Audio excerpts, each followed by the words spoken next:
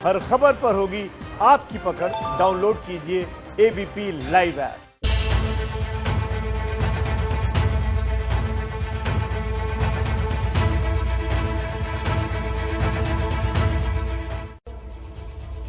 नमस्कार, आप देख रहे हैं एबीपी न्यूज। मैं हूं आपके साथ शोभना यादव। हम 5 एंकर्स पंचनामा लेकर आए हैं। जिस तरीके से महाराष्ट्र सरकार ने कंगना रनौत के खिलाफ बदलापुर किया है, हर खबर आपको बताएंगे। बिल्कुल, और कंगना के दफ्तर पर जो बीएमसी की कार्रवाई हुई उसमें कैसे बॉम्बे हाईकोर्ट के एक आदेश का उल्लंघन हुआ है वो भी हम आपको बताने वाले हैं। बिल्कुल अखिलेश, इसके साथ ही कंगना के साथ विवादों में आकर और विवादों को और ज्यादा हवा देने के बाद संजय राउत का आपको वो बयान भी सुनाएंगे जो उन्होंने बीएमसी की कार्रवाई के बाद दिया है। और इसी बड़ी खबर पर ग्राउंड जीरो से हमारे साथ जुड़ेंगे कई रिपोर्टर। हमारे एक एक हरकत पर होगी नजर। तो आइए शुरुआत करते हैं पंचनामा की और सबसे पहले आपको सुनाते हैं ये जो बदलापुर चल रहा है कंगना रनौत और महाराष्ट्र सरकार के बीच। इसमें कंगना रनौत किस अंदाज में महाराष्ट्र के मुख्यमंत्री उद्धव ठाकरे पर कर रही हैं सीधा प्रहार, कैसे ललकार रही हैं उद्धव ठाकरे को, जरा ये सुनिए पहले। उद्धव ठाकरे, तुझे क्या लगता है कि तूने फिल्म माफिया के साथ मिलके मेरा घर तोड़ के मुझसे बहुत बड़ा बदला लिया है? आज मेरा घर टूटा है, कल तेरा घमंड टूटेगा। ये वक्त का पहिया है, याद रखना, हमेशा एक जैसा नहीं रहता। और मुझे लगता है कि तुमने मुझ पर बहुत बड़ा एहसान किया है, क्योंकि मुझे पता तो था कि कश्मीरी पंडितों पे क्या बीती होगी। आज मैंने महसूस किया है और आज मैं इस देश को वचन देती हूँ कि मैं सिर्फ अयोध्या पे ही नहीं, कश्मीर पे भी एक फिल्म बनाऊंगी और अपने देशवासियों को जगाऊंगी, क्योंकि मुझे पता था हमारे साथ होगा तो होगा, लेकिन मेरे साथ हुआ है, इसका कोई मतलब है, इसके कोई मायने हैं। और उद्धव ठाकरे, ये जो क्रूरता और ये जो आतंक है, अच्छा हुआ ये मेरे साथ हुआ, क्योंकि इसके कुछ मायने हैं। जय हिंद, जय महाराष्ट्र। तो ये सुन रहे थे आप कंगना रनौत को। देखा आपने किस संयमित लेकिन आक्रामक अंदाज में सीधे उद्धव ठाकरे पर कंगना रनौत का ये प्रहार। आपको लिए चलते हैं, जितेंद्र दीक्षित हमारे साथ मौजूद है। जितेंद्र, साफ कर दिया है कंगना ने कि कंगना दबेगी नहीं, कंगना झुकेगी नहीं, कंगना अपनी आवाज और बुलंद करेगी।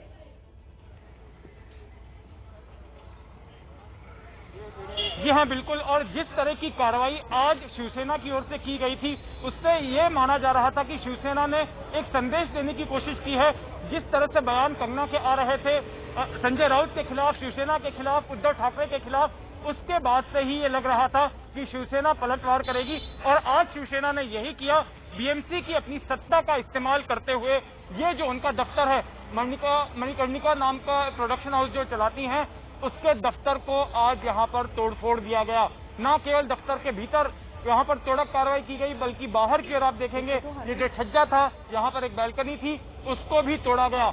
और ऐसा करके शिवसेना ये संदेश दे रही थी कि आप हमसे पंगा लेकर मुंबई में आराम से नहीं रह सकती हैं। बीएमसी शिवसेना का सबसे बड़ा हथियार है। और मैं आपको बता दूं कि इस घटना के जरिए शिवसेना ने फिर से एक बार ये जताया है कि वो पुरानी शिवसेना जो उद्धव ठाकरे के सत्ता समान शिवसेना के प्रमुख बनने से पहले की शिवसेना थी, वो आक्रामक, वो दबंग शिवसेना जो है फिर से एक बार रिवाइव होती जा रही है। रुमाना, बहुत बहुत धन्यवाद जितेंद्र दीक्षित इस पूरी जानकारी के लिए। तो जी हाँ, कंगना का दफ्तर तोड़ा गया, कंगना ने मुख्यमंत्री उद्धव ठाकरे को ललकारा और जिसकी वजह से ये सारा विवाद इतना बड़ा हुआ। वो संजय राउत आज मुंबई में सामना के दफ्तर में दिन भर बैठे हुए थे, उन्हें इस बारे में कुछ भी पता नहीं था, ऐसा खुद संजय राउत कह रहे हैं। सुनिए जरा। मला खरोखर माहित नाही आज कोण काय बोलले। मी दिवसभर, आज आपण पाहिलं, दिवसभर मी सामनामध्ये आतमध्ये काम करत होते। टीपी ले लूं? और इसी खबर पर हमारे साथ अंकित गुप्ता जुड़ रहे हैं। अंकित गुप्ता, हाईकोर्ट ने भी कह दिया कि इस कार्रवाई को तुरंत रोकें और संजय राउत, जिनको कुछ खबर ही नहीं लगी, कुछ भनक ही नहीं लगी, या ये कह लें कि वो सब कुछ देखते हुए भी कुछ देखना नहीं चाह रहे हैं। क्योंकि अल्टीमेटली ये जो पूरा विवाद शुरू हुआ है वो संजय राउत की वजह से शुरू हुआ है। और जो अभी लगातार शिवसेना के नेता ये कह रहे हैं कि कंगना रनौत ने जिस तरीके के शब्दों का इस्तेमाल किया है, तो हमको यहाँ पर ये नहीं भूलना चाहिए संजय राउत ने भी कंगना रनौत के लिए किस तरीके के शब्दों का इस्तेमाल किया था। और उसी के बाद में वो वाद विवाद बढ़ा और उसके बाद में आज जो हुआ है उसने तो निश्चित तौर पर शिवसेना को बैकफुट पर ला ही दिया है, क्योंकि इससे ये भी होता है कि कोर्ट का भी सम्मान नहीं है, बदले की भी कार्रवाई कर रही है। और क्या इतने सारे अवैध निर्माणों में ये जो अवैध निर्माण जिसकी लगातार बात कही जा रही, कथित अवैध निर्माण, सबसे पहले यही दिखा। बिल्कुल बिल्कुल सही कह रहे हैं आप अंकित, बहुत बहुत शुक्रिया इस जानकारी के लिए आपका। दरअसल एक तरफ कंगना का दफ्तर बीएमसी का बुलडोजर तोड़ रहा था, वहीं दूसरी तरफ कंगना रनौत ट्वीट के हथौड़े चला रही थी। सुबह करीब 10:15 बजे बीएमसी की टीम कंगना के दफ्तर पहुंची। 10:19 पर कंगना ने ट्वीट किया, मैं मुंबई दर्शन के लिए एयरपोर्ट के रास्ते में हूँ। महाराष्ट्र सरकार और उनके गुंडे मेरे दफ्तर पर पहुँच गए हैं और गैर कानूनी ढंग से दफ्तर को तोड़ने की तैयारी में हैं। आगे बढ़े, मैंने मराठा आन के लिए अपना खून देने का वादा किया है और ये तो कुछ भी नहीं है। मेरा सब कुछ छीन लो, लेकिन इससे मैं और मजबूत बनूंगी। अगली तस्वीर दिखी सुबह करीब 10:30 बजे, जब बीएमसी की टीम दफ्तर के अंदर पहुंची और हथौड़ों और कटर से दफ्तर को तोड़ना शुरू किया। ठीक 10:48 पर कंगना ने पूरी लड़ाई राम मंदिर और बाबर पर लेकर आ गई। कंगना ने ट्वीट किया, मणिकर्णिका फिल्म्स में पहली फिल्म अयोध्या की घोषणा हुई। ये मेरे लिए एक इमारत नहीं, राम मंदिर ही है। आज वहाँ बाबर आया है, आज इतिहास फिर खुद को दोहराएगा। राम मंदिर फिर टूटेगा, मगर याद रख बाबर, ये मंदिर फिर बनेगा। जय श्री राम, जय श्री राम, जय श्री राम। इस ट्वीट की कुछ ही मिनटों बाद बीएमसी का बुलडोजर कंगना के दफ्तर पर पहुंच गया। अब कंगना ने सीधे सीधे बाबर और उसकी सेना लोकतंत्र की मौत लिखकर ट्वीट कर दिया। इस ट्वीट के ठीक 10 मिनट बाद सुबह 11:23 पर दफ्तर के अंदर की तस्वीरों के साथ ट्वीट किया, पाकिस्तान #लोकतंत्र की मौत। फिर कंगना ने ट्वीट कर मुंबई को पीओके बता दिया। उन्होंने लिखा, मैं कभी गलत नहीं होती, मेरे दुश्मनों ने इसे बार बार साबित किया है, इसलिए मेरी मुंबई अब पीओके बन गई है। बीएमसी के हथौड़े की गूंज अभी काफी दिनों तक सुनाई पड़ेगी। आइए सीधे हम आपको लिए चलते हैं। कंगना रनौत का जो खार इलाके वाला घर है, वहां से हमारे साथ अभिषेक रावत हमारे सहयोगी जुड़ चुके हैं। अभिषेक, कुछ सूचना वहां से मिल पा रही है क्या कि कंगना आज अपने दफ्तर जाएंगी या फिर होम क्वारंटीन होना पड़ेगा उन्हें कुछ दिनों के लिए? फिलहाल अखिलेश, जो यहाँ पर जो पुलिस सूत्र थे या पुलिस अधिकारी जो थे, उनका यही कहना था कि जो महाराष्ट्र सरकार ने कोविड को लेकर दिशा निर्देश जारी करे हुए, उसके तहत आज जो है कंगना को होम क्वारंटाइन ही रहना पड़ेगा और यही वजह है कि वो अपने ऑफिस ना जाकर सीधे घर आई हैं। और इसके अलावा जो है केवल आज ही नहीं, हो सकता है उन्हें आने वाले हफ्ते भर तक जो है अपने घर पर ही रहना पड़े, क्योंकि सरकार ने कोविड के लिए जो नियम बनाए हुए हैं वो यही है कि जो व्यक्ति 7 दिन से ज्यादा के लिए महाराष्ट्र में आ रहा है, चाहे वो महाराष्ट्र में पहले से क्यों न रह रहा हो, उसे जो है अपने घर पर ही क्वारंटाइन का पीरियड खत्म करना होगा। उसके बाद ही वे अपने दफ्तर जा सकता है, क्योंकि दफ्तर में जाने के लिए खास तौर पर मनाही की हुई है इस नियम के तहत। तो बहुत हद तक यही है कि कंगना आज अपने घर पर ही रहेंगी। शुक्रिया अभिषेक इस तमाम जानकारी के लिए। और देखिए, कंगना के वकील रिजवान सिद्दीकी ने आरोप लगाया है कि बीएमसी को लिखित जवाब देने के बावजूद तोड़फोड़ की गई, यहां तक कि कंगना के पड़ोसियों को भी धमकाया गया। उन्होंने जो इलीगल कंस्ट्रक्शन तो है ही नहीं कुछ दिखाने के लिए, तो तोड़ेंगे क्या? तो उन्होंने पर्सनल सामान तोड़ दिया। इलीगल कंस्ट्रक्शन तो बात की बात है, बंगलों के अंदर की दीवारें तोड़ेंगे क्या? बंगला ही पूरा उन्हीं का है। तो उन्होंने क्या किया, आर्टिफैक्ट तोड़ दिए, फर्नीचर तोड़ दिया, बाथरूम तोड़ दिया, बाथरूम का कांच तोड़ दिया, लाइट तोड़ दी, टेबल तोड़ दिया, ये सब काम करके गए वो अंदर। नुकसान हुआ है, इसके खिलाफ अब आप लोग किस तरह का legal course of action? Absolutely. इसके खिलाफ किस तरह का लीगल कोर्स ऑफ एक्शन आप लोग लेंगे? क्या सोचा है आपने, किस तरह की कार्रवाई करेंगे? देखिए, सिविल और क्रिमिनल दोनों करना है। ये इस तरीके से थ्रेटन नहीं कर सकते मेरे क्लाइंट को by misusing the position. This is absolutely unwarranted and uncalled for, and we are not going to be keeping quiet at this. Both criminal and civil proceedings will be initiated, both for recovery as well as sending them to the jails. All the people who entered illegally, they'll be all sent to jails, and we'll look at that. पड़ोसियों से बोल के गए, threaten करके गए कि कंगना को हम लोग इतना परेशान करेंगे कि आप लोगों को भी सबको परेशानी होने वाली है, ताकि उसको सोशल बॉयकॉट कर दो। चलिए आपको सीधा अपने संवाददाता जितेंद्र दीक्षित के पास लेकर चलते हैं। जितेंद्र, एक बात बताइए, रिजवान सिद्दीकी जो उनके वकील है कंगना रनौत के, वो कह रहे हैं कि लिखित नोटिस दिया था, लिखकर जवाब दिया था, लेकिन उसके बाद भी बीएमसी ने बुलडोजर चला दिया। तो क्या आपको क्या लगता है कि कंगना कब तक बीएमसी पर केस कर सकती है?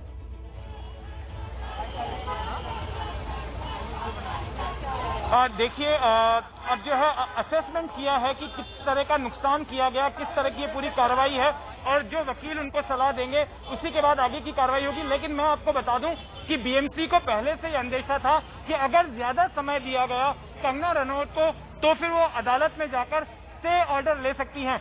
इसीलिए बीएमसी ने क्या किया, कल यहाँ पर नोटिस चिपकाई और 24 घंटे के बाद ही तुरंत अपनी कार्रवाई शुरू कर दी। इससे पहले कि बॉम्बे हाईकोर्ट कुछ हरकत करता, किसी तरह की राहत कंगना रनौत को देता, 2-2.5 घंटे के भीतर ही यहाँ पर बीएमसी को जो नुकसान करना था, जो तोड़क कार्रवाई करनी थी, वो बीएमसी के कर्मचारी 20 कर्मचारी यहाँ पर आए थे बुलडोजर लेकर और हथौड़ा लेकर, और उन्होंने अपना पूरा काम निपटा लिया। और जब तक कि हाईकोर्ट का ऑर्डर आता तब तक यहाँ पर तोड़क कार्रवाई खत्म हो चुकी थी। अब इस हाईकोर्ट के ऑर्डर का कोई मतलब नहीं रह जाता, क्योंकि बीएमसी को जो कार्रवाई करनी थी, जो संदेश देना था और शिवसेना के मुताबिक जिस तरह का सबक सिखाना था कंगना को, वो उन्होंने कर लिया है। जी जितेंद्र, शुक्रिया इस जानकारी के लिए। और कंगना रनौत के दफ्तर पर बीएमसी का बुलडोजर चलने को लेकर मुंबई की मेयर किशोरी पेडनेकर ने कहा है कि बीएमसी अपना काम कर रही है। बुलडोजर पहुंच गया है मणिकर्णिका के दरवाजे पे। कंगना रनौत और आप में जैसे ठनी थी, असर अब वो दिखाई दे रहा है। क्या ये जो द्वंद्व था उसका परिणाम है कि कागजी कार्रवाई के तहत ही ये किया जा रहा है? एक तो द्वंद्व का परिणाम किसी के ऊपर नहीं होता है।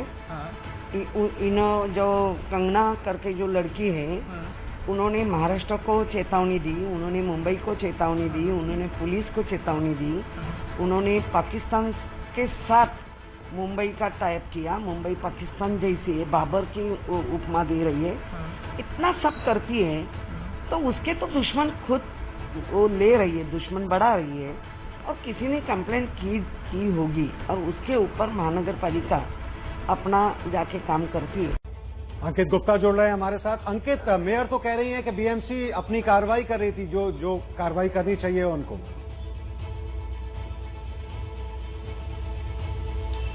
यासर, अगर जो है बीएमसी कार्रवाई कर रही है अच्छी बात है, लेकिन इतनी त्वरित कार्रवाई इससे पहले किस मामले में की थी, शायद ये मेयर बता देती तो अच्छा रहता।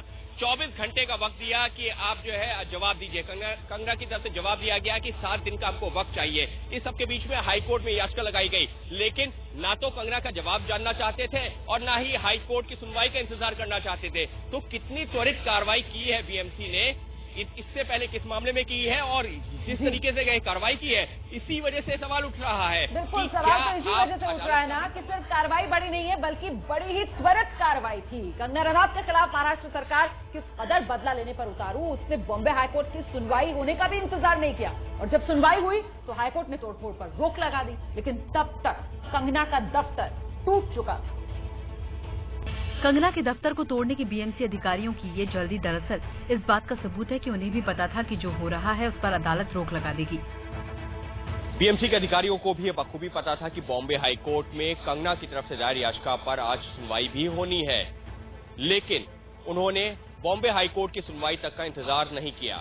शायद उनको इस बात का अंदेशा था कि बॉम्बे हाईकोर्ट से उनकी कार्रवाई पर रोक लग सकती है, लिहाजा बीएमसी के अधिकारियों ने आनन फानन में तोड़फोड़ की कार्रवाई की, और जब तक बॉम्बे हाईकोर्ट में कंगना की याचिका पर सुनवाई शुरू होती तब तक वो अपना सामान लपेटकर वापस भी चले गए। कोर्ट में सुनवाई शुरू हुई और वही हुआ जिसका बीएमसी को अंदेशा था। बॉम्बे हाईकोर्ट ने कंगना के दफ्तर पर हो रही कार्रवाई पर फिलहाल रोक लगा दी। कल दोपहर 3 बजे हाईकोर्ट में दोबारा सुनवाई होगी। कंगना की याचिका पर सुनवाई करते हुए बॉम्बे हाईकोर्ट ने बीएमसी की आगे की किसी भी तरह की कार्रवाई पर कल यानी गुरुवार दोपहर 3 बजे तक के लिए रोक लगा दी है। सबके बीच में बीएमसी को अब बॉम्बे हाईकोर्ट को जवाब देना होगा कि आखिर ऐसी क्या जल्दबाजी थी जो कंगना के दफ्तर पर इतने आनन फानन में कार्रवाई की गई। बिल्कुल, सवाल तो उठेगा कि आखिर ऐसी क्या जल्दबाजी थी कि आनंद फानन में बीएमसी को ये कार्रवाई करनी पड़ी। बीएमसी ने कंगना के कार्यालय पर बुलडोजर तो चला दिया, लेकिन अब सवाल उठ रहा है कि कंगना के खिलाफ इस बदलापुर में क्या बीएमसी ने बॉम्बे हाईकोर्ट की अवहेलना की है। अपना मणिकर्णिका फिल्म्स का दफ्तर टूटने के बाद कंगना ने ट्वीट कर बीएमसी पर कोर्ट के आदेश की अवहेलना का आरोप लगाया। मेरे घर में कोई भी अवैध निर्माण नहीं हुआ। इसके अलावा सरकार ने कोरोना के चलते 30 सितंबर तक डिमोलिशन पर रोक लगाई है। बॉलीवुड अब देखो फासीवाद इस तरह दिखता है। दरअसल जिसे कंगना सरकार का आदेश बता रही है वो बॉम्बे हाईकोर्ट का है। बॉम्बे हाईकोर्ट ने 31 अगस्त को एक आदेश जारी कर महाराष्ट्र में किसी भी तरह के डिमोलिशन पर रोक लगाई थी। बॉम्बे हाईकोर्ट के चीफ जस्टिस समेत 4 जजों की बेंच ने आदेश में कहा था कोरोना को देखते हुए 15 जुलाई 2020 को जो ऑर्डर दिया गया था उसे 30 सितंबर 2020 तक बढ़ा दिया गया है। किसी कोर्ट ट्रिब्यूनल अथॉरिटी द्वारा दिया गया डिमोलिशन संपत्ति खाली करवाने का आदेश 30 सितंबर तक स्थगित रहेगा। लेकिन बॉम्बे हाईकोर्ट के इस स्पष्ट आदेश के बावजूद बीएमसी इस कदर बदला लेने पर उतारू थी कि उसने कंगना के कार्यालय पर बुलडोजर चलाकर उसे तोड़ दिया। कोरोना काल की चिंता नहीं है बीएमसी को, किस तरह से कोरोना फैल रहा है। सबसे ज्यादा मौत मुंबई में हुई है। अंकित गुप्ता मेरे साथ जुड़े हुए हैं। अंकित गुप्ता, तो सीधे साधा जो मामला लग रहा है वो कोर्ट की अवहेलना का लग रहा है। निश्चित तौर पर, और जिस तरीके का माहौल है, ये हालत है कि कोर्ट की अभी प्रॉपर फंक्शनिंग नहीं शुरू हुई है। कोर्ट ने 31 अगस्त को ही कहा है। तो अगर जो है बीएमसी को इतना ही भरोसा था कि ये कंगना के ऑफिस में अवैध निर्माण है, दोपहर में 12 साढ़े 12 बजे सुनवाई होनी थी, कोर्ट में जाते दस्तावेज दिखाते कि ये देखिए इन्होंने अवैध निर्माण किया हुआ है, हमको गिराने की इजाजत चाहिए, कोर्ट से आदेश लेकर के आते बुलडोजर चलाते। लेकिन कोर्ट की सुनवाई से ठीक पहले बुलडोजर भी चला दिया, सामान उठाकर भी भाग गए। और उसके बाद में जब हाईकोर्ट ने जब तक रोक लगाई तब तक तो जितना नुकसान करना था कर चुके। इससे पता चलता है कि बीएमसी की नीयत क्या थी। जी शुक्रिया अंकित गुप्ता इस जानकारी के लिए आपका। दरअसल महाराष्ट्र के पूर्व सीएम और बीजेपी के नेता देवेंद्र फडणवीस ने कंगना पर कार्रवाई को महाराष्ट्र के इतिहास का सबसे काला दिन बताया है। अपने खिलाफ बात करने वालों को हम रास्ते पर रोककर मारेंगे और सरकार के समर्थन से हम ये काम करेंगे, ऐसा महाराष्ट्र के इतिहास में कभी नहीं हुआ। जो बात गलत है उसको गलत कहना ही चाहिए, लेकिन उस बात से महाराष्ट्र का जितना अपमान होता है या महाराष्ट्र पुलिस का जितना अपमान होता है, उतना ही अपमान सरकार जिस प्रकार की कार्रवाई कर रही है उस कार्रवाई के कारण महाराष्ट्र का पूरे देश में हो रहा है। अगर इलीगल कंस्ट्रक्शन है तो जरूर कार्रवाई होनी चाहिए, लेकिन सबके साथ ये कार्रवाई होती तो निश्चित रूप से उचित कार्रवाई होती। किसी ने आपके खिलाफ बात कही, इसलिए जब आप कार्रवाई करते हो तो ये कायरता है, बदले की भावना है, और महाराष्ट्र में इस प्रकार की भावना का कोई सम्मान नहीं हो सकता। आइए सियासत को जरा समझने की कोशिश करते हैं कि आखिर किस तरह की राजनीति हो रही है। जितेंद्र दीक्षित का रुख कर लेते हैं। जितेंद्र, पिछले दिनों में हमने देखा कि कंगना के बयानों से बीजेपी पल्ला झाड़ती नजर आई, लेकिन अब तो देवेंद्र फडणवीस जिस तरह से बोल रहे हैं, हम मानकर चल सकते हैं कि बीजेपी की एंट्री हो चुकी है सीधे सीधे। बिल्कुल, ये जो लड़ाई है ये कंगना वर्सेस उद्धव ठाकरे की नहीं है, ये लड़ाई बीजेपी वर्सेस शिवसेना की है। बीजेपी जो बड़ी ही देर से मौके की तलाश में थी शिवसेना को घेरने के लिए, कंगना के रूप में बीजेपी को एक बड़ा मोहरा हाथ लग गया है। और यही वजह है कि लगातार जिस तरह से कंगना टारगेट कर रही थी शिवसेना को, संजय राउत को, उद्धव ठाकरे को, बीजेपी उसका समर्थन लगातार किए जा रही थी।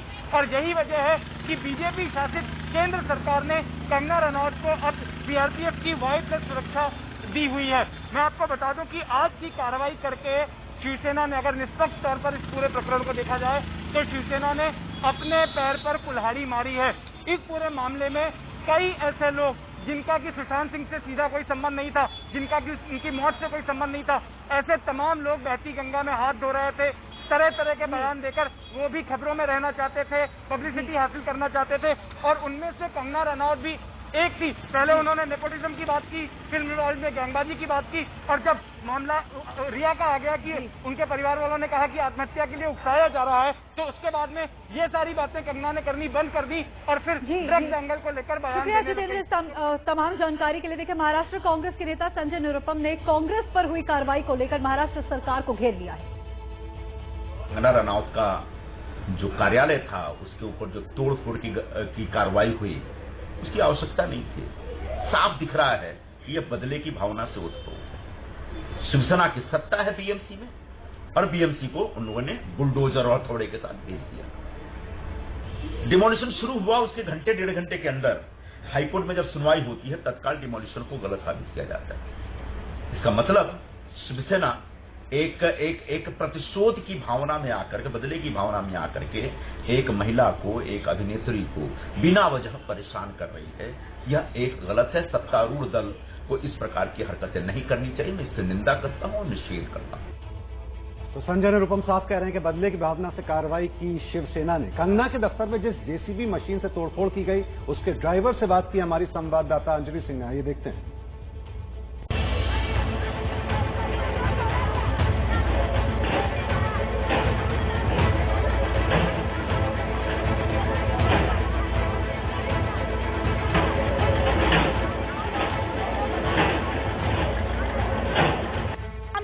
जेसीबी में बैठे हैं जहां पर जिसके जरिए कंगना के घर का हिस्सा तोड़ा गया और वो जेसीबी ड्राइवर हमारे साथ क्या कहा गया था कि कौन से हिस्से को तोड़ना? नहीं, अभी आपके सामने तोड़ा ना मैंने जो भी तोड़ा आपके सामने तोड़ा। पता नहीं वो क्या था, मेरे को पता नहीं। बालकनी का ने जो बताया वो तोड़ा, जो भी था उनका। क्या कितने बजे आपको ड्यूटी कर? जो टाइम में सब लोग आए वही टाइम में मैं आया। हाँ, उनके साथ आप आ गए थे। और अभी जेसीबी यहाँ रुकी, तो देखिए ये जेसीबी ड्राइवर हैं जिनका कहना है कि उनको जो निर्देश दिया गया उन्होंने बस उस निर्देश का पालन किया है। और इसके साथ ही यहाँ पर जो कार्रवाई है कंगना रनौत के घर के बाहर बीएमसी की ओर से लगातार जारी है, ये लगातार जारी है। तो मुंबई में जबरदस्त अंदाज में लड़ाई बढ़ रही है शिवसेना बनाम कंगना रनौत। सीधे आपको लेकर चलते हैं। अभिषेक हमारे साथ मौजूद है, कंगना रनौत के घर के बाहर मौजूद है। अभिषेक, कोई अपडेट मिल पा रहा है कंगना रनौत को लेकर? क्या क्वारंटीन फॉर्मली करने की इत्तला कंगना रनौत को दी गई है? फिलहाल रोमाना अभी ऐसा कोई कंगना की तरफ से कोई भी किसी तरीके का मैसेज अभी तक बाहर नहीं दिया गया। लेकिन हाँ, जो एयरपोर्ट पर जब वो आई थी तो जो सरकारी दिशा निर्देश है उनके तहत यही बताया गया है कि कंगना को फिलहाल जो है होम क्वारंटाइन ही रहना पड़ेगा। और यही बड़ी वजह भी है कि जो उनके ऑफिस में तोड़फोड़ हुई है वे जो है अपने ऑफिस ना जाकर सीधे घर पहुंची हैं और अभी तक फिलहाल जो है घर पर ही है। अभी तक उनसे ना तो कोई मिलने गया है और ना ही यही अभी घर से बाहर निकली है। और बड़ी जानकारी जो अभिषेक दे रहे हैं। अभिषेक रहिए, आपके हमारे साथ लौटेंगे आपके पास। कुल मिलाकर जब से कंगना रनौत अपने घर पे पहुंची है किसी तरीके की कोई भी आवाजाही उनके घर पर नहीं देखी जा रही है। कोई उनके घर के अंदर नहीं आया, ना ही कोई घर से बाहर निकला है। और चलिए पंचनामा में इस समय की बड़ी खबर हम आपको बता दें। सुशांत सिंह राजपूत की पूर्व गर्लफ्रेंड अंकिता लोखंडे भी कंगना रनौत के समर्थन में आगे आ गई है। उन्होंने कंगना की एक फोटो के साथ ट्वीट करते हुए कहा है कि बहादुर तुमको और शक्ति मिले। तो कंगना वर्सेस शिवसेना पर अब अंकिता लोखंडे का भी ट्वीट आया सामने। और ये देखिए, ये ट्वीट कंगना रनौत की तस्वीर को ट्वीट करते हुए उन्होंने लिखा ब्रेव हार्ट। और कंगना के साथ वो काम कर चुकी हैं मणिकर्णिका में अंकिता लोखंडे, और अब उनके समर्थन में खुलकर सामने आई, ट्वीट कर अपनी बात कही और बहादुर कहा कंगना रनौत। देखिए, कंगना का एयरपोर्ट पर इंतजार होता रहा लेकिन वो सीधे निकल गई अपने खार वाले घर। वहां भी सुरक्षा की कड़ी व्यवस्था की गई थी। अभिषेक रावत की आप ये रिपोर्ट देखिए। कंगना रनौत जो है इसमें बैठी हुई बताई जा रही है गाड़ी में। देखिए, सीधे एयरपोर्ट से जो है यहाँ पर गाड़ी में लाया गया और यहाँ पर पुलिस का भारी बंदोबस्त है। यह कोशिश करते हैं हम, अगर हमारी बात होती, लेकिन यहाँ पे शहर की सुरक्षा और पुलिस भी है जो उनकी गाड़ी के नजदीक में है। यहाँ देखिए, कंगना जो है अपने घर पहुंच चुकी है गाड़ी में। यहाँ उनको बात करते हैं, ये देखिए किस तरीके से उनको जो लाया गया है लगातार। और आप देखिए किस तरीके से गाड़ी, यहाँ देखिए पुलिस और जो सुरक्षा गार्ड है वो आगे नहीं बढ़ने दे रहे हैं। और कंगना जो है इस समय अपने घर में पहुंच चुकी है। यहाँ पर आप देखिए कंगना अपने घर के अंदर पहुंची हुई है। यहाँ पर पहले से ही पुलिस ने कड़ा पहरा लगाया हुआ था, सुरक्षा के खास बंदोबस्त किए हुए थे, चारों तरफ से कॉर्डन ऑफ किया हुआ था इनके घर का। चलिए सीधा अभिषेक के पास चलते हैं। अभिषेक, इस वक्त आप कंगना रनौत के खार वाले घर के बाहर मौजूद है। क्या उनके वकील या और कोई उनके घर के अंदर घुसा है, आया है बाहर? नहीं, फिलहाल अभी तक जो है कंगना से मिलने के लिए कोई भी नहीं आया है, ना ही उनके वकील यहाँ पहुंचे हैं। उनके वकील जिस समय ऑफिस में तोड़फोड़ हो रही थी वहां जरूर पहुंचे थे और वहीं से कुछ दूरी पर अपने कार के अंदर बैठ के उन्होंने वर्चुअल कोर्ट भी अटेंड करी थी और उसी कोर्ट हियरिंग में उन्होंने स्टे लिया था इस तोड़फोड़ के खिलाफ। लेकिन अभी तक जो है कंगना से मिलने के लिए कोई भी बाहर से नहीं पहुंचा है। शायद ये एक वजह हो सकती है कि वो आज आई हैं और जो महाराष्ट्र सरकार का नियम है उनको होम क्वारंटाइन में रखा गया है, यही वजह है। ना तो वो अपने घर से बाहर निकल रही हैं और ना ही कोई उनसे मिलने आ रहा है। ये शायद एक सरकारी नियम का ही एक मजबूरी कह सकते हैं, जो कोई भी उनसे मिलने नहीं आ रहा। रही बात उनके वकील की, तो शायद हो सकता है वो टेलीफोनिक जो है कन्वर्सेशन कर रहे हो, उस पर राय मशवरा कर रहे हो कि आगे इसमें किस तरीके का निर्णय लेना है। बीएमसी के खिलाफ जो कार्रवाई करने की वो बात कह रहे हैं, उसको आगे कैसे प्रोसीड करना है, वो जाहिर तौर पे अभी तक जो है शायद फोन पर वो जी अभिषेक, शुक्रिया इस अपडेट के लिए। और बीएमसी ने कंगना के दफ्तर पर कार्रवाई की तो इस पर जाहिर राजनीति भी होनी थी। बीजेपी ने कार्रवाई की टाइमिंग पर सवाल उठाया। सर्वसाधारण रूप से किसी भी अनधिकृत और इलीगल कंस्ट्रक्शन को रोकना चाहिए या उसको बढ़ाना चाहिए या उसको संरक्षण देना चाहिए, भारतीय जनता पार्टी की भूमिका नहीं है। लेकिन कंगना रनौत वाले एपिसोड में दिखाई ये देता है कि अगर उन्होंने उनके ऑफिस में इलीगल कंस्ट्रक्शन किया है तो गत महीने में भी होगा और 1 साल पहले भी होगा। तो 1 साल पहले और गत महीने में कार्रवाई क्यों नहीं हुई, आज कार्रवाई क्यों हो रही है?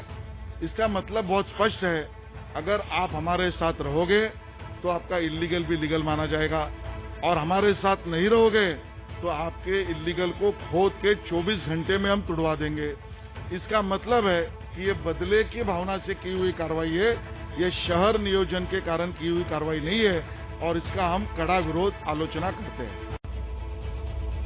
सुना आपने, सियासी तौर पर बीजेपी घेर रही है शिवसेना को इस कार्रवाई पर, और वहीं खुद कंगना रनौत ने मुंबई पहुंचते साथ ही मोर्चा संभाला।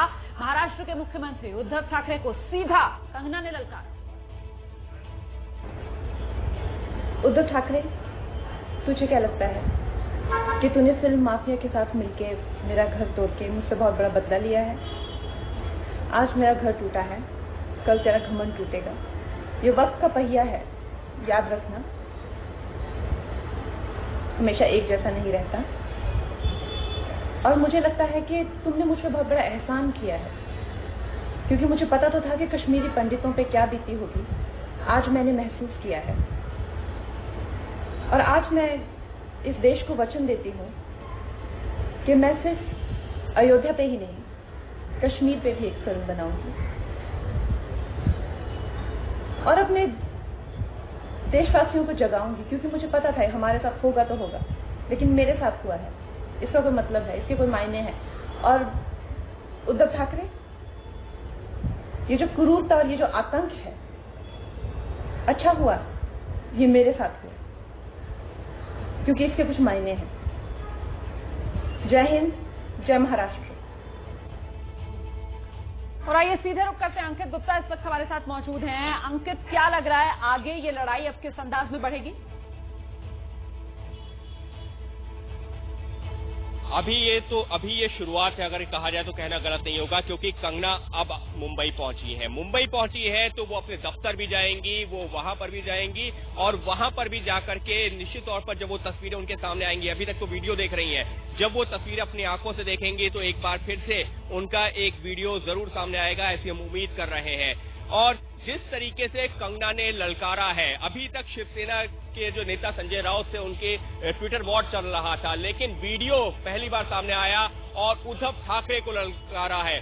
सीधे तौर पर अगर हम बात करें कि पिछले जो है कई दशकों में इस तरीके से ठाकरे परिवार को किसी बॉलीवुड से जुड़े हुए शख्स ने ललकारा है तो शायद अपने आप में ये पहला वाकया होगा। और जिस तरीके से कंगना का ये कहना है कि उन्होंने ये इशारा भी किया है कि अभी तो इस लड़ाई की शुरुआत है, इस सबके बीच में यहाँ की तस्वीरें दिखाना जरूरी है जहाँ पर इस वक्त कंगना रनौत रुकी हुई हैं। उनका ये फ्लैट है जो 5वें फ्लोर पर है। हम महाराष्ट्र की राजनीति की तो बात कर ही रहे हैं, लेकिन यहाँ तस्वीरें इस वजह से महत्वपूर्ण है क्योंकि कंगना रनौत का ये फ्लैट है जहां वो पिछले जो 2-3-4 महीने से नहीं थी, 4-5 महीने से जब से लॉकडाउन हुआ था, लेकिन आज पहुंची है और उसी को लेकर के यहाँ इंतजाम भी है, ये भी देखने जरूरी है। देखिए किस तरीके से मुंबई पुलिस ने इंतजाम कर दिए हैं, महिला जो पुलिसकर्मियों को तैनात कर दिया है और बाकायदा ये जो वैन है खास तौर पर बुलाई गई है, इसके ऊपर सीसीटीवी कैमरा लगाए गए हैं। यानी कि इससे समझ में आता है कि अब कहीं ना कहीं जो शिवसेना के साथ में उनका कन्फ्रंटेशन हुआ है, अब ये भी जो डर है कि अब किस तरीके से सड़कों पर जो माहौल बनेगा, किस तरीके से राजनीति होगी, क्योंकि न सिर्फ बीजेपी तो मान लिया जाए कि इस मामले में विपक्षी पार्टी है। बिल्कुल अंकित गुप्ता, सभी राजनीतिक दल इस पूरी जंग में कूद गए हैं। हमारे साथ जितेंद्र दीक्षित भी जुड़े हुए हैं। जितेंद्र दीक्षित, डराने की धमकाने की खूब कोशिश की, चाहे संजय राउत ने जिस भाषा का इस्तेमाल किया हो या जिस तरीके से आज बीएमसी ने कार्रवाई की हो, लेकिन कंगना रनौत अपने उसी अंदाज में डटी हुई है, पीछे नहीं हटेंगी।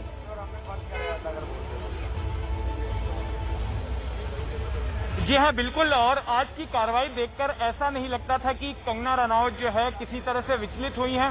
शिवसेना की जो मंशा थी इस तरह की कार्रवाई को दिखाकर कि शायद वो कंगना रनौत को जो है डरा देंगी या फिर उनको प्रभावित कर देगी, तो वैसा नहीं हुआ। उल्टा हमने देखा कि जिस तरह से एक के बाद एक लगातार कंगना की ओर से ट्वीट आ रहे थे, उसके बाद वीडियोज आ रहे थे, उससे ये पता चल रहा था कि उनके तेवर और ज्यादा आक्रामक हो गए हैं। और एक तरह से यहाँ पर उनके दफ्तर पर इस तरह की कार्रवाई करके शिवसेना ने अपने ही पैर पर कुल्हाड़ी मार ली है, क्योंकि कंगना रनौत को जो प्लेटफॉर्म चाहिए था, जिस तरह से लगातार सुशांत की मौत के बाद वो कोई ना कोई बयान देकर खबरों में बनी रहना चाहती थी, तो इस घटना के बाद में उन्हें एक बहुत बड़ा मौका शिवसेना ने दे दिया है कि आगे के कई और दिन तक वो लगातार चर्चा में रहेंगी, खबरों में रहेंगी। जी, बहुत बहुत शुक्रिया जितेंद्र दीक्षित इस जानकारी के लिए आपका। दरअसल आप समझिए, ये जो दिन की बड़ी खबर आ रही है वो भी इसी से जुड़ी हुई है।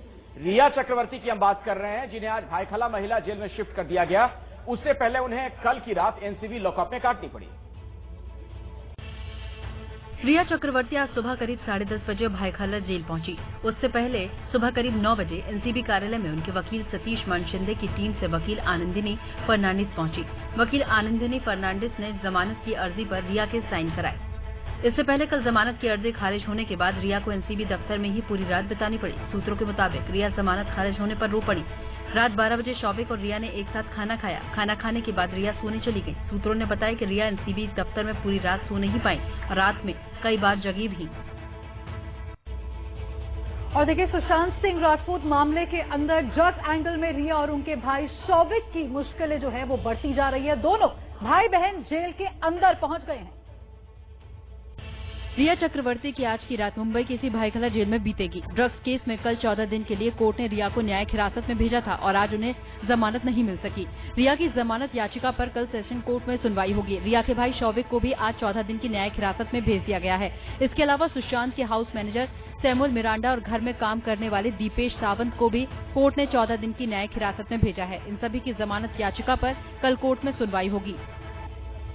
और इस खबर पर हमारे साथ जुड़े हैं अंकित गुप्ता। अंकित, आप सुबह से इस खबर पर भी नजर बनाए हुए थे। रिया और शौविक के लिए अब आगे क्या रास्ता बचता है? अब आगे अगर उम्मीद है तो है वो कोर्ट से, क्योंकि आज की रात तो रिया भी जेल में गुजार रही है और शौविक भी। कल की रात रिया ने भी एनसीबी के दफ्तर में गुजार दी थी, क्योंकि बहुत रात में उनकी गिरफ्तारी हुई थी और जो कोर्ट की तरफ से उनकी बेल रिजेक्ट हुई थी, बहुत रात हो गई थी। तो आज की रात तो दोनों भाई बहन को जेल में ही गुजारनी पड़ेगी। उम्मीद है कि कल जब मामले की सुनवाई एनडीपीएस की स्पेशल कोर्ट करेगी तो उस दौरान उनको राहत मिलेगी, क्योंकि भाई बहन दोनों लोगों ने जमानत याचिका लगाई हुई है। उनका आधार जमानत का यही है कि इस मामले में जब भी जरूरत होगी जांच में सहयोग करने के लिए तैयार है और अगर कोर्ट कोई शर्त रखती है उसका भी पालन करेंगे, लेकिन उनको जमानत दे दी जाए, क्योंकि इस मामले में ऐसा कोई तथ्य नहीं बचा है जो उन्होंने जांच एजेंसी के सामने नहीं रखा है। तो अब उम्मीद है उनको कोर्ट से कि कोर्ट से उनको जो है जेल से बाहर निकलने का एक रास्ता मिलेगा। चलिए, तो फिर से कल जमानत पर सुनवाई होगी रिया चक्रवर्ती की अदालत में। और अब एबीपी न्यूज की खबर पर एक बार फिर से मोहर लगी है। दरअसल हमने एबीपी न्यूज पर आपको बताया था रिया नशा करती थी और रिया ने अब ये बात खुद कबूल की है। सुशांत राजपूत की गर्लफ्रेंड रिया चक्रवर्ती ने नारकोटिक्स कंट्रोल ब्यूरो यानी एनसीबी के सामने कबूल किया है कि वो ड्रग्स लेती थी। रिया ने पूछताछ के दौरान एनसीबी के अधिकारियों को बताया कि वो गांजा, वीड और हशीश लेती थी। इससे पहले रिया ने कहा था कि वो नशा नहीं करती हैं और वो सुशांत के लिए ड्रग्स मंगाती थी। सूत्रों के मुताबिक रिया ने एनसीबी से ये भी कहा था कि वो शौविक के जरिए ड्रग्स मंगाती थी। रिया का भाई शौविक एनसीबी की पूछताछ में कह चुका है कि ड्रग्स के लिए सुशांत के अकाउंट से पैसे निकाले जाते थे। तो चलिए, ब्रेक के बाद पंचनामा में आगे बढ़ते हैं और इस समय की एक और बड़ी खबर आपको बता देते हैं। कंगना रनौत खार के जिस फ्लैट में रहती हैं उस पर भी बीएमसी कार्रवाई कर सकती है। बीएमसी ने सिविल कोर्ट में अपील की है कि कंगना के फ्लैट में भी अवैध निर्माण किया गया है। मृत्युंजय हमारे सहयोगी जुड़ रहे हैं। मृत्युंजय, अपडेट। अरे अभी जी बिल्कुल, इस वक्त की एक बड़ी खबर आपको बता दें कि कंगना रनौत का दफ्तर मणिकर्णिका फिल्म अब तक बीएमसी के निशाने पर था, लेकिन अब बता दें कि उनका जो घर है, निवास है डीवी ब्रिज मुंबई के खार इलाके में, वो इसके निशाने पर आ गया है। अब इसकी पूरी कहानी आपको बता देते हैं। दरअसल 2 साल पहले मुंबई महानगर पालिका ने कंगना रनौत को एक नोटिस जारी किया था और नोटिस जारी करते हुए कहा था कि आपके घर में जो ये 5वीं मंजिल पर आप इस वक्त तमाम पौधे देख रही हैं, ये वो घर है, वो फ्लैट है कंगना रनौत का। इस फ्लैट में जो नोटिस जारी किया गया था और कहा गया था कि आपने गलत तरीके से बदलाव किया है, घर में काफी चेंजेस किए गए हैं जो कि गलत तरीके से किए गए हैं, नियमों का उल्लंघन करके बनाया गया है। और उस वक्त नोटिस जारी किया गया था, तब कंगना ने सिटी सिविल कोर्ट में जाकर स्टे ऑर्डर ले लिया था। लेकिन अब जो ताजा हालिया क्रम चल रहा है, उसके बाद कंगना ने क्या किया है, इसके बाद कंगना के बाद जो बीएमसी ने कैविएट फाइल किया है और सिटी सिविल कोर्ट में यह आवेदन किया है कि हमने 2 साल पहले ये जो केस उनको नोटिस दिया था, उन्होंने स्टे ऑर्डर ले लिया था, उस स्टे ऑर्डर को रद्द किया जाए और रद्द करने के बाद हमें तोड़ने की इजाजत दी जाए।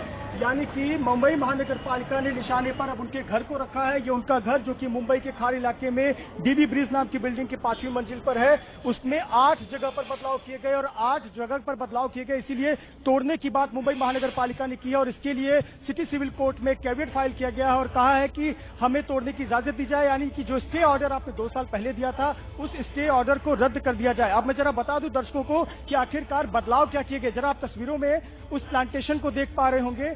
ये जो प्लांटेशन है, उस प्लांटेशन को अलग गलत बताया गया है कि अवैध तरीके से बनाया गया है और साथ ही साथ जो छज्जा बालकनी का हिस्सा है, उसमें गलत तरीके से निर्माण किया गया है, नियमों का उल्लंघन करके निर्माण किया गया है। और तीसरा, टॉयलेट का जो डक्ट है वहां पर अवैध निर्माण किया गया है।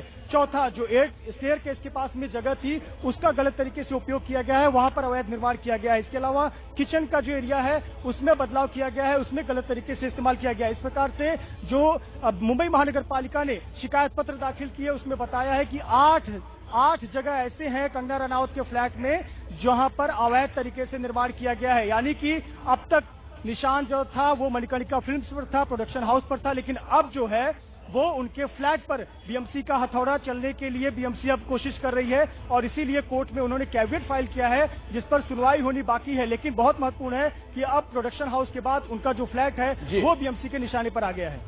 चलिए, शुक्रिया मृत्युंजय इस जानकारी के लिए आपका। तो इस बड़ी खबर से जुड़ी जैसे ही कुछ और जानकारी आएगी हम दर्शकों तक पहुंचाएंगे।